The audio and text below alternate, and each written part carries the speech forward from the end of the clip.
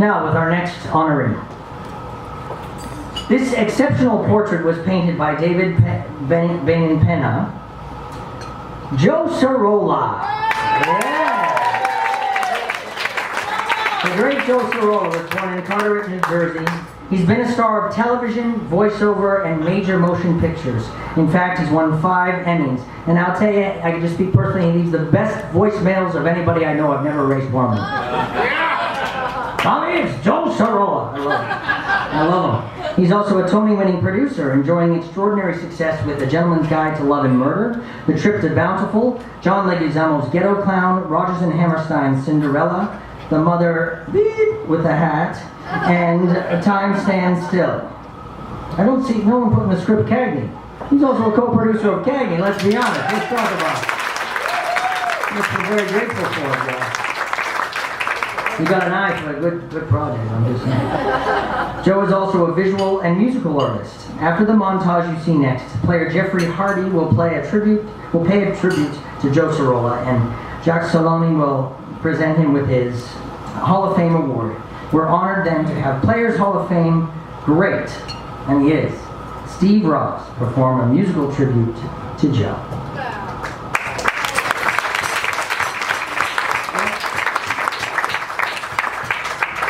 That's a good idea. Let's start with the montage. I was just going to suggest that. And then we'll raise it for the piano. The world over. What hasn't been known, though, is who invented the game. Until then. We recently found the man who started it all over 50 years ago. A man known to everyone simply as Sluggy. How did it start? I was on a road trip with this guy, good friend of mine. His name is Greg. Now you got it? What? Do you remember where you were headed? Who gives a shit where I'm going? You're asking a question, I'm giving you an answer. Greg could talk the ears off a breast monkey. I mean, this guy could talk. So it got so annoying, I reared back and I punched him right in the face. So now, naturally, the guy says, what'd you punch him in the face for? And I had to come up with something quick, because this guy had a temper. All of a sudden, I see a VW drive by. So I lied. I told him that there's this new game. Whenever you see a VW, you punch someone. He bought it. That's it? No, that's not it. You don't go around punching people in the face. I did that. Now people punch people in the arm. It's more civilized. And there's rules, you know, like no punch backs, no timeouts, there's no punching the driver while he's driving. Look up, hey, a silver one.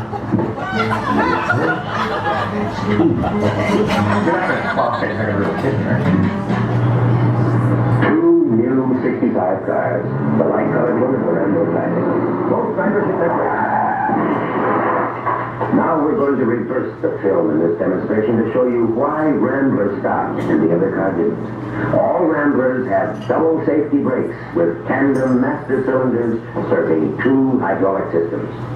To simulate damage, one line is cut. Its hydraulic pressure lost. But Rambler provides an extra safety margin, a dual brake system. In nearly all other cars, only one hydraulic line stands between you and this. Fortunately, this possibility is remote, but brake failure can occur due to loss of hydraulic pressure. That's why double safety brakes are standard on all Ramblers.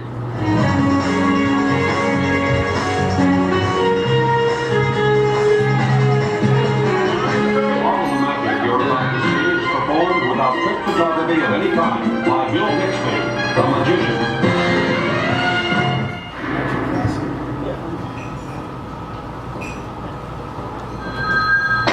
Castle, Dominic. Hello, Dominic. Tony, where are you? Trying to get... But I just paid another visit to Keegan. Whatever this thing is, Paul Gunther's behind it. Paul Gunther? Last I heard he was in jail serving 10 years. Well, he's out now. See what you can dig up on him, will you? Oh, yeah. What'd you find out about Kroll? That's what I've been trying to get to. You see, he dropped out of sight about a week ago. My whereabouts classified, but I do know where you can get in touch with his sister, Trudy.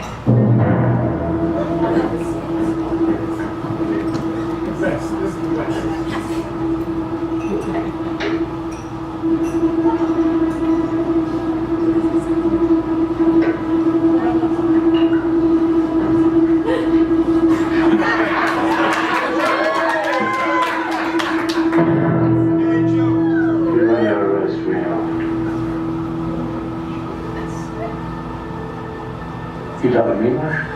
Your name's Reno, isn't it? Well, Marshal, I don't know what kind of time you're running here. This isn't my time. Why wouldn't it? See, I just read it. We're washing out some trail dust.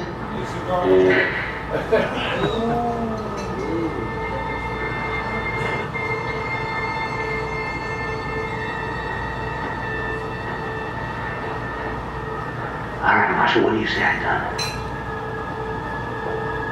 You don't remember me, do you? No. When you hang a man, you better look at him.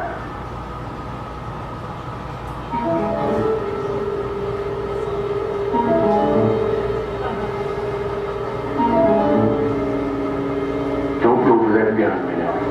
I need you alive.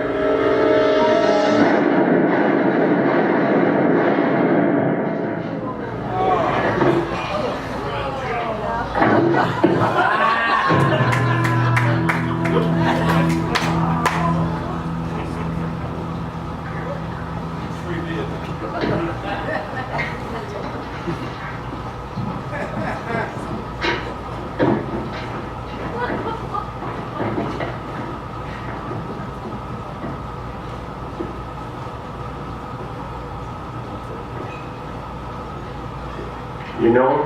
No? Anybody here know him? Goes by the name of Reno. Come up here and take a look at him.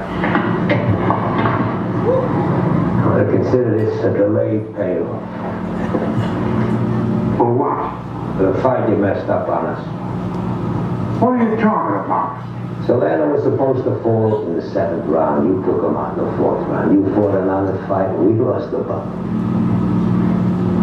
I don't believe you. That's the way it happened.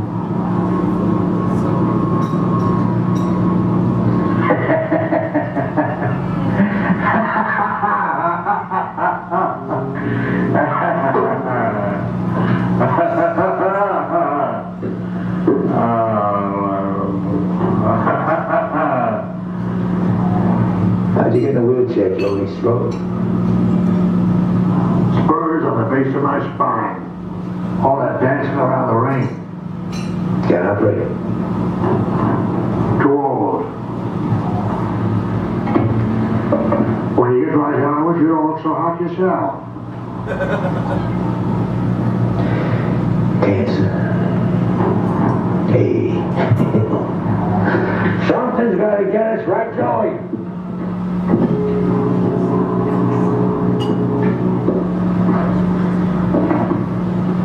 Look at us, two old, wounded fighters. No. Don't even tell that lie to your pillow. We're not alike. Because you're a punk. And I'm a good guy.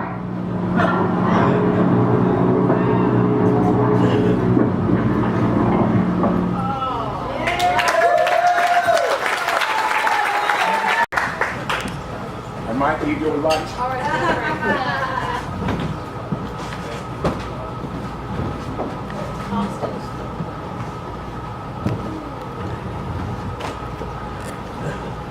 You'll deny the princes of darkness. My name's Jeffrey Hardy. I'm a player. I always find that needs qualification outside of this place. I'm sure you know what I mean.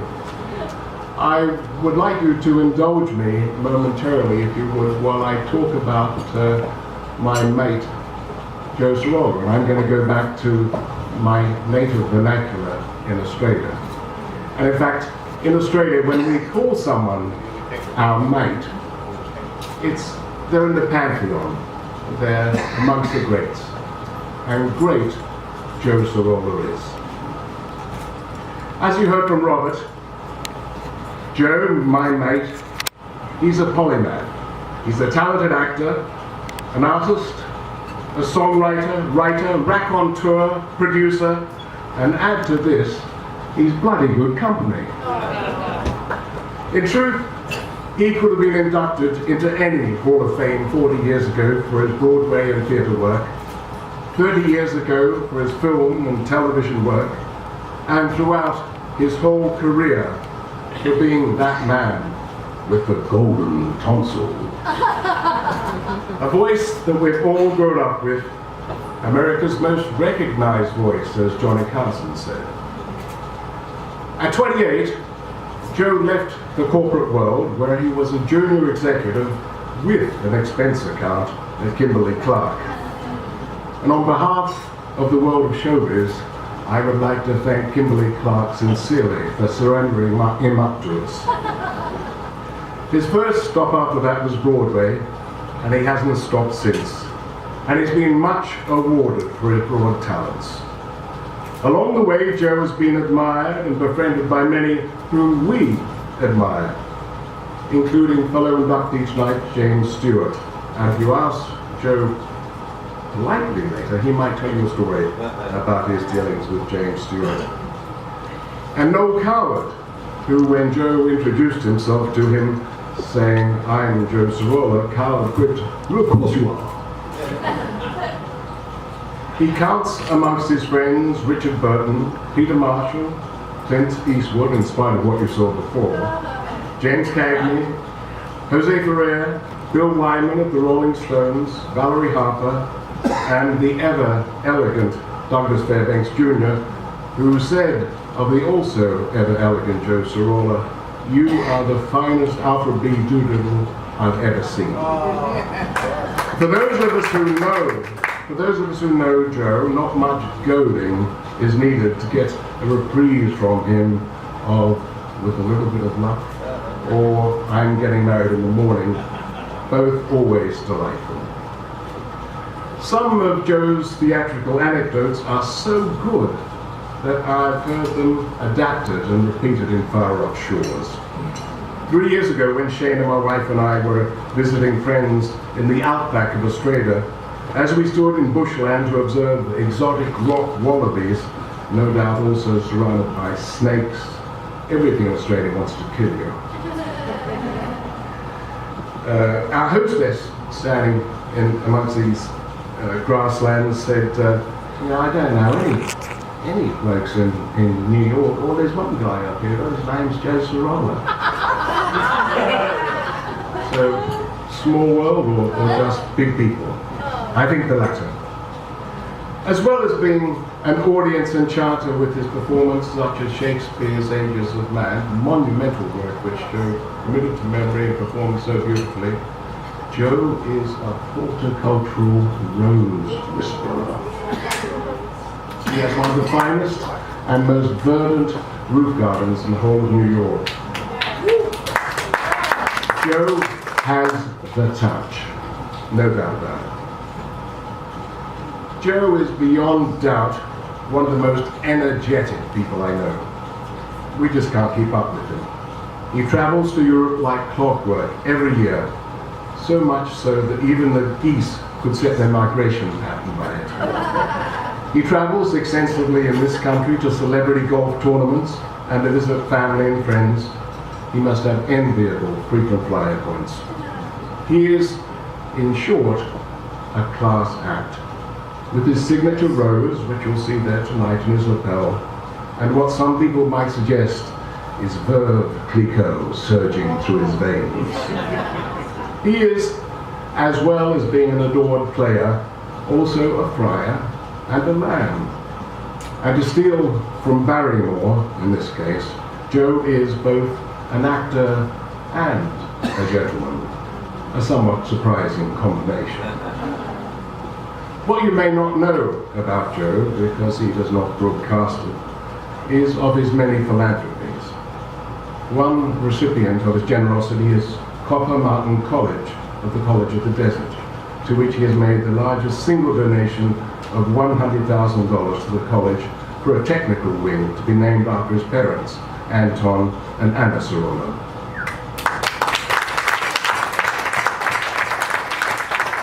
On another occasion, he's also arranged for American baseball organizations to donate boxes and boxes of gloves, uniforms, bats, catcher's equipment, etc. to the fledgling baseball leagues of his native Croatia, giving the men and women in the war-torn Balkans a haven to escape to, time to relax, and the ability to play ball. But underneath this all is a Joey we know. Kind and attentive friend to those close to him and those in need. For example, Joe calls us almost every day to check in on our 2-year-old son, and he's truly become our little Austin's adored New York granddad, a title which Austin's real granddad is happy to share with Joe. So, that's our mate Joe for you. I hope you'll enjoy your night, and now I'd like to invite Joe and Jack Saloni up to the stage.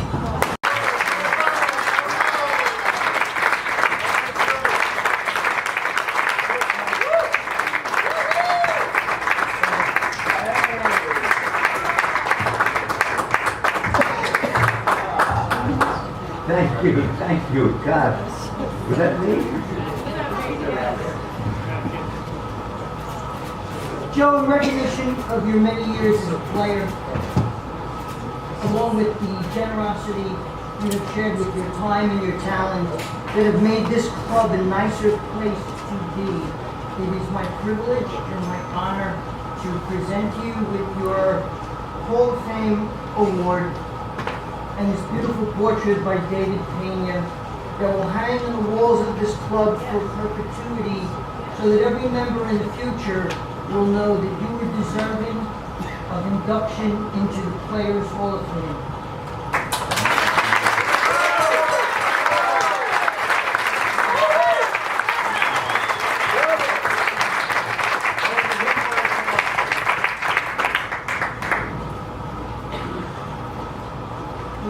My God, I don't know.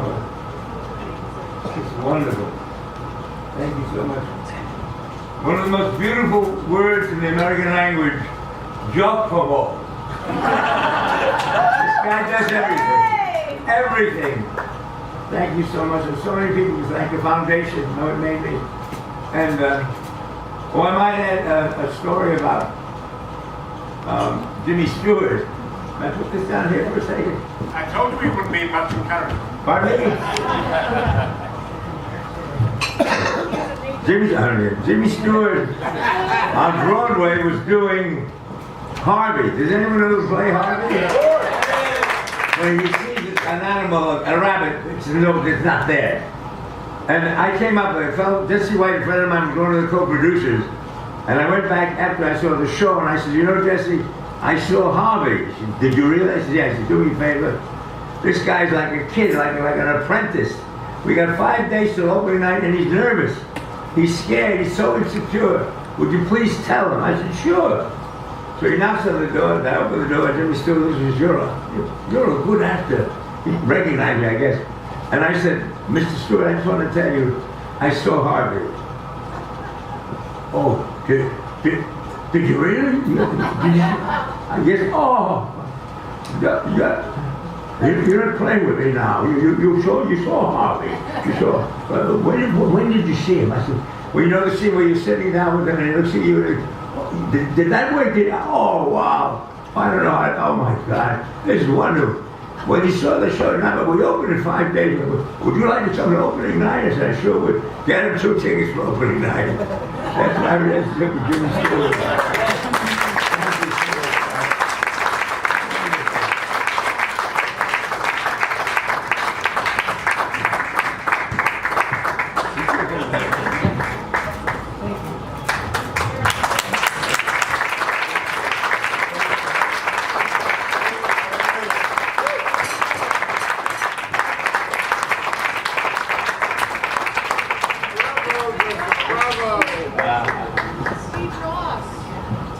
I'm Steve Ross, I'm a player. I'm happy to be part of the celebration. You know, if you take a fierce intelligence and you couple that with passion and curiosity and a God-given voice, it's quite a collection of attributes, and that's what Joe has. And when you lay those attributes upon the extraordinary words of the bard, William Shakespeare, you have truly one of the most exciting evenings that I've been able to remember. I've seen Joe do The Ages of Man many times here, and it is true. You can start him with one line, and he knows the rest of the line and the rest of the scene. Quite extraordinary. Joe and I, I'm happy to say, work together. He comes to my place and we sing, and he is preparing his show, as I hope, which we'll see the boards very soon. But every time he comes, I've never had, as it were, a client who brings a bottle of Veuve Clicquot and a rose.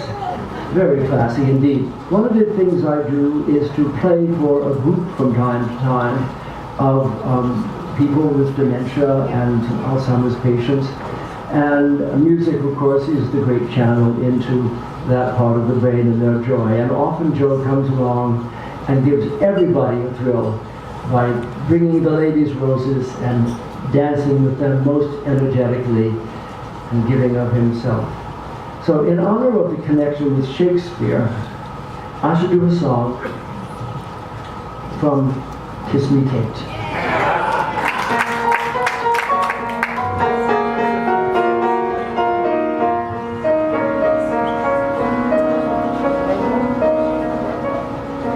Strange dear, but true dear, when I'm close to you, dear, I'm so in love with you, even without you, my arms full about you, you know I was so in love with you,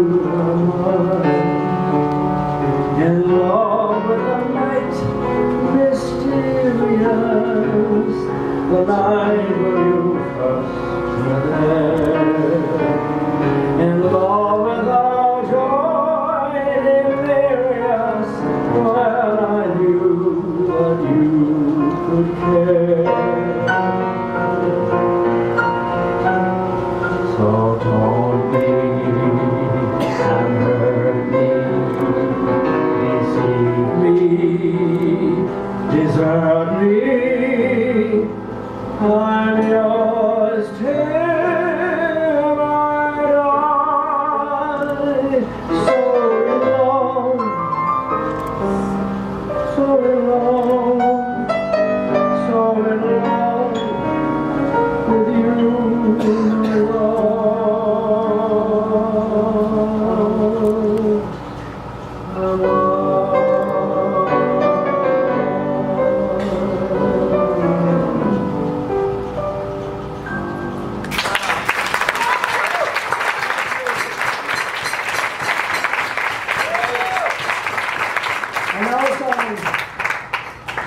A song about a wish.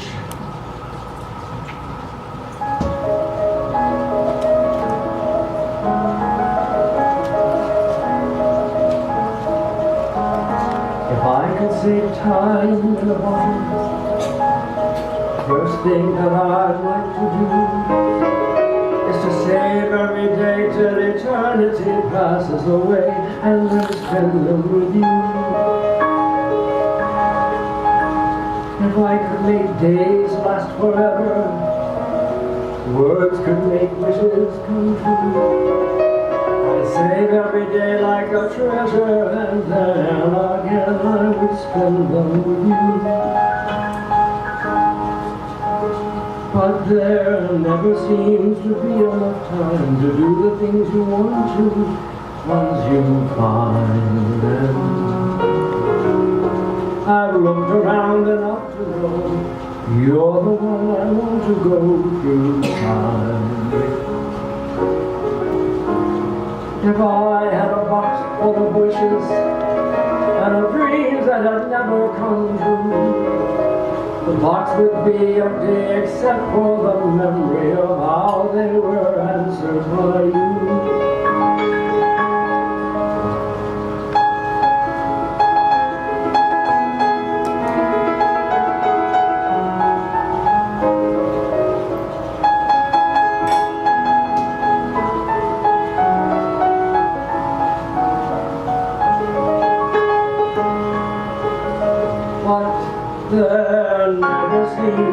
will be enough time to do the things you want to do once you fly. I've looked around enough to know you're the one to go through time. If I could save time in a bottle, the first thing that I'd like to do is to save every day till eternity passes away and then spend it with you. If I could make days last forever, it was to make wishes come true. I'd save every day like a treasure, and then again and again and again I'd spend them with you.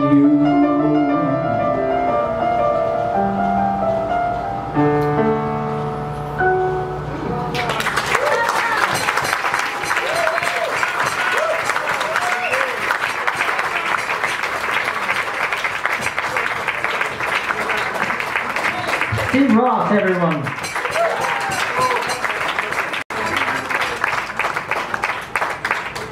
We're gonna have to raise ticket prices for this event. They just haven't in there. My goodness. I get to be the master of ceremonies and get a master class on how to sing a song. It was beautiful. Really. And congratulations, my friend Joe. Yeah.